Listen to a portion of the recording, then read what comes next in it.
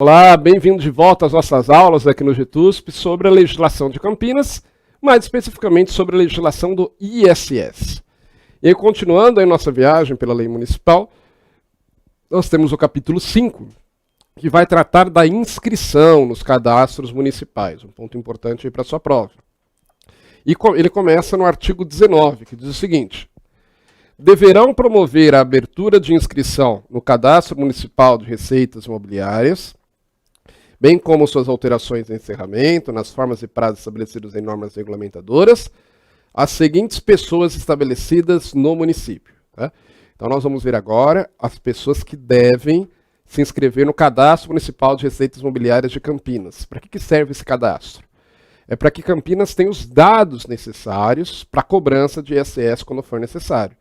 Saber que atividade a pessoa exerce, onde está o estabelecimento, onde estão os estabelecimentos, que para cada estabelecimento vai ser necessária uma inscrição dessa pessoa, tá? Então, quais são as pessoas que devem se inscrever nesse Cadastro Municipal de Receitas Imobiliárias? Senão, inclusive, está sujeito a multa.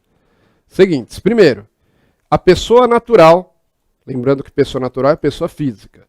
A pessoa natural enquadrada como contribuinte ou responsável pelo ISS nos termos da legislação municipal, né? Porque já vimos, para pagar ISS, pode ser tanto pessoa física como pessoa jurídica, é indiferente. E tem casos que a pessoa física ela também vai ser responsável pelo recolhimento do ISS de terceiros, né? Como quando ela contrata, por exemplo, alguém para fazer alguma obra de construção civil no seu imóvel. Então a pessoa natural, se for contribuinte ou responsável, deve se inscrever no Cadastro Municipal de Receitas Mobiliárias de Campinas. Ah, professor, eu acho que eu já tinha que ter feito recolhimento como responsável alguma vez e nunca fiz o cadastro. Ok, né? Nunca deu, vamos dizer assim, o azar da prefeitura da fiscalização pegar, mas a lei exige que deva ser feito. O que mais? Também deve se cadastrar no Cadastro Municipal de Receitas Mobiliárias a pessoa natural equiparada à pessoa jurídica nos termos da legislação municipal. Se está equiparado à pessoa jurídica, tem que fazer também o cadastramento. Tem que se inscrever no cadastro municipal as pessoas jurídicas de direito privado. O que são pessoas jurídicas de direito privado? Tem as pessoas jurídicas de direito públicas de direito privado. As pessoas jurídicas de direito público são a União, estados, municípios e suas autarquias e fundações. Por que elas têm esse nome, pessoas jurídicas de direito público? Porque elas têm, nas suas relações com os particulares, elas têm algumas prerrogativas que os particulares não têm. Elas agem sob o regime jurídico de direito público. Exemplo, a Prefeitura de Campinas ela pode desapropriar imóveis, não pode? Quando for necessário para construir uma obra pública? Pode. O Estado de São Paulo também pode, a União também pode. Então a gente diz que elas são entidades de direito público, né? Entre outras coisas, falando só do poder de desapropriar, mas tem muitos outros poderes que ela tem que os particulares não têm. Por exemplo, o poder de impor obrigações unilateralmente, né? Então a prefeitura pode impor uma norma que você é obrigado a seguir. Os particulares eles não podem obrigar os outros a cumprirem determinadas normas, a não ser que os outros concordem, sem nenhum contrato. As pessoas jurídicas de direito público não podem ter os seus bens penhorados e por aí vai, tá? Mas é importante guardar, são pessoas jurídicas de direito público então. A administração direta, federal, estadual e municipal, União, Estado, Distrito Federal e municípios, e também as suas autarquias e fundações de direito público. Okay? A todas as outras pessoas jurídicas serão de direito privado. Então são pessoas jurídicas de direito privado. As empresas privadas tenham ou não fins lucrativos, aí não é empresa, né? Seria uma pessoa jurídica sem fins lucrativos.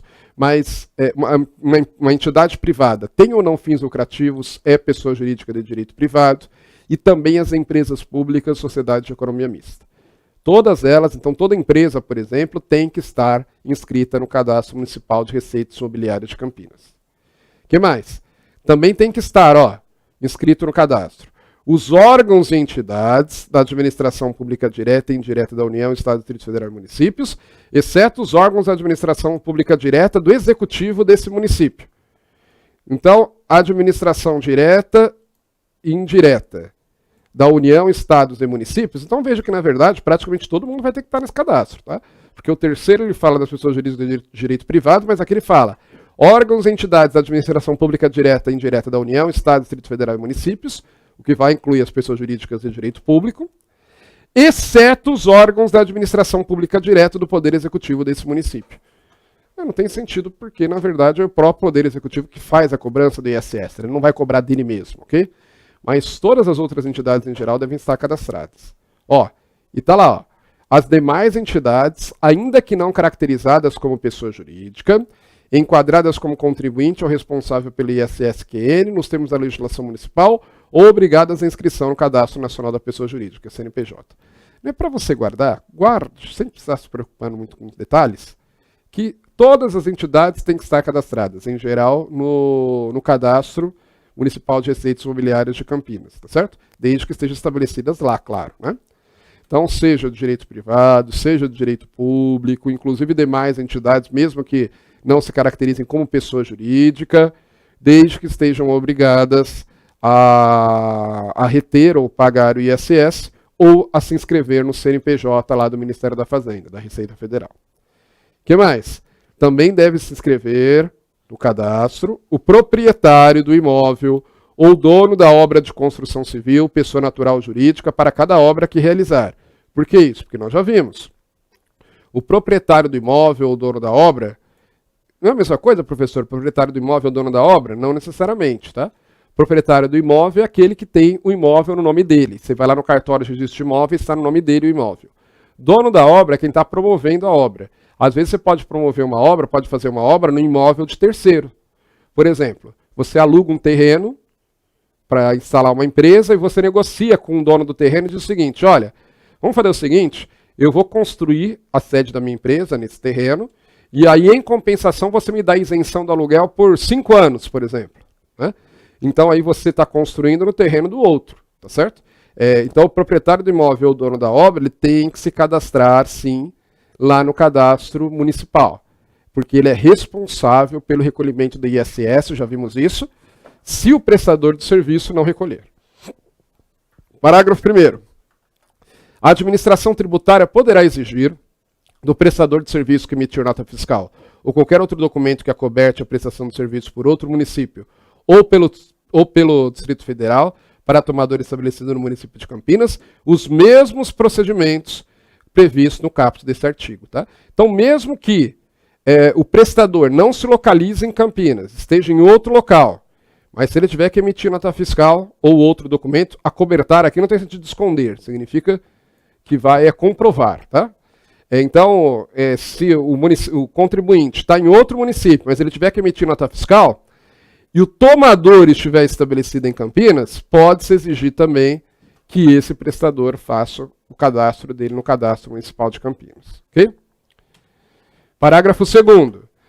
A administração tributária promoverá ex officio o encerramento da inscrição e do proprietário do imóvel, dono da obra de construção civil, mediante a apresentação da solicitação do certificado de conclusão de obra. Primeiro, o que significa a expressão ex officio ou de ofício? É a mesma coisa.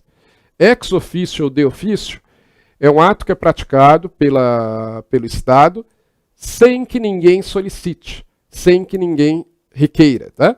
Então, a administração tributária ela vai, por ela mesma, promover o encerramento da inscrição do proprietário do imóvel, dono da obra, no cadastro, quando for apresentado o certificado de conclusão de obra. Que, como o nome diz, né, vai ser emitido só lá no final da obra. E quando você vai construir, você tem que, a primeira coisa, solicitar um alvará para a prefeitura, solicitar uma autorização de construção. Né?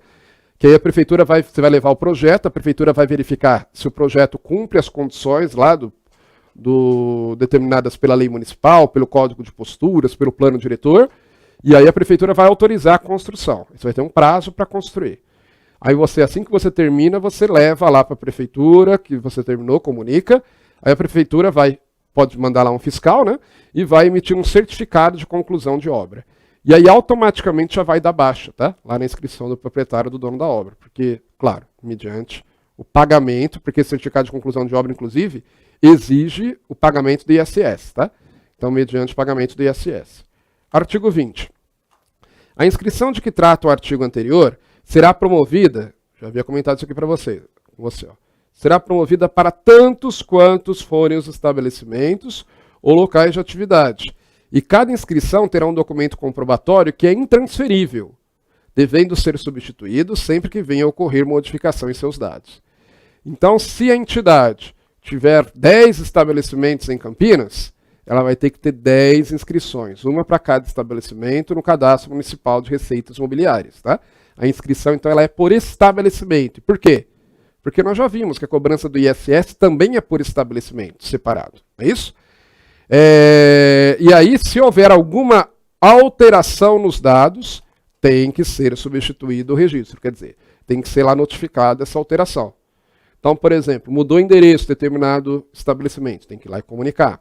Mudou a atividade exercida em determinado estabelecimento, tem que ir lá e comunicar. Tá? Importante manter isso atualizado. Então, guarde que no cadastro de receitas mobiliárias tem que se fazer uma inscrição para cada estabelecimento da entidade.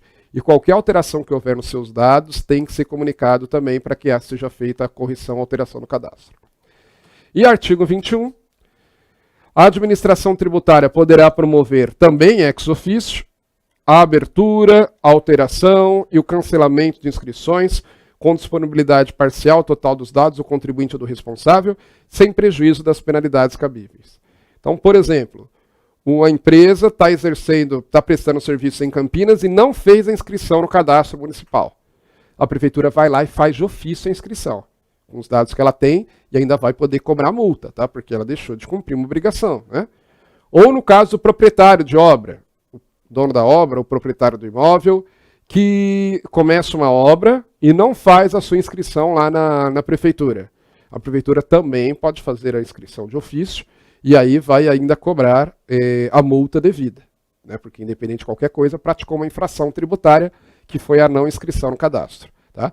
Então veja, a administração tributária pode inscrever de ofício o contribuinte, pode alterar de ofício os dados e pode cancelar as inscrições também de ofício. Por exemplo, quando o estabelecimento ele deixa de funcionar, né?